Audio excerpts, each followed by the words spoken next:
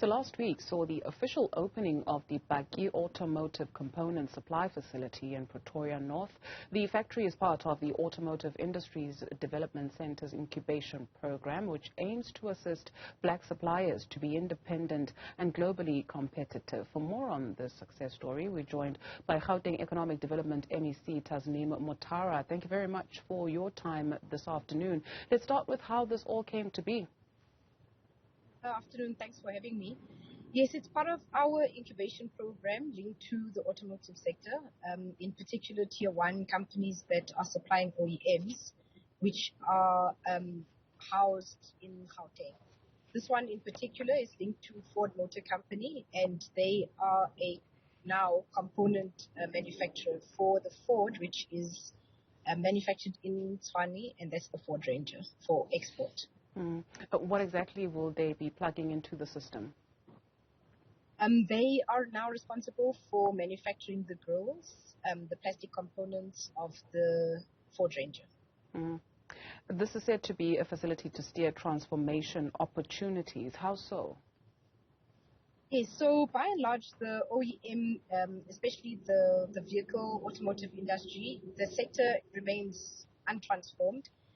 So even many of the component manufacturers and suppliers to the likes of Ford, Nissan, Volkswagen, BMW in South Africa are not necessarily South African companies. They're either Asian or other European countries, come from other European countries. Part of our accepting and attracting the investors, the likes of BMW and Ford, was a conversation around transformation, especially around making sure that through an incubation program, quite extensive and intensive, and backed by adequate government support, they would be able to link to and benefit from the entire value chain. So for us, it's about transformation, but also it's a win because Ford is a multinational, and if they have been accredited to manufacture components and supply Ford in South Africa, they are also within the conversation to be able to supply Ford wherever they may be outside of South Africa too. You speak of government support, and transformation is a long game. So how is Batyi Automotive being supported for longevity? So the first part was the incubation process. So not just, of course, the technical aspects, but also the business side of the support. The second side of the support is financial support. So he has gotten was secured funding by IDC, the Development Corporation, and that is also a DFI to be able to fund him adequately for machinery, premises, etc., just to be able to adequately supply Ford for the duration of this contract. In terms of employment opportunities, what did that look like for this particular one?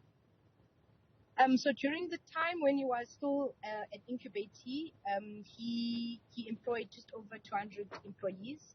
Now that he is alone, he's reduced that to 30, and that's because of the current numbers of of vehicles that are being manufactured every day. Ford is improving those and ramping up that up to about 750 motor vehicles per day. They're currently on 500, and with that he will increase. In our conversation last week, he's looking to take it back to just under 200. Which other companies are enjoying the warmth of the incubation process? So who's in the pipeline? So we have a number of them that are currently being incubated at the AIDC. I think currently there's about 4 or 5 of them. They're working linked with different tier one OEM suppliers. So that's part of the process of the incubation. They are linked to tier one component suppliers. They work with them for a duration of 2 to 3 years. And then on successful completion of the incubation program, they are then supported to be able to stand on them. Thank you very much to the Gauteng Economic Development MEC, Tasneem Motara.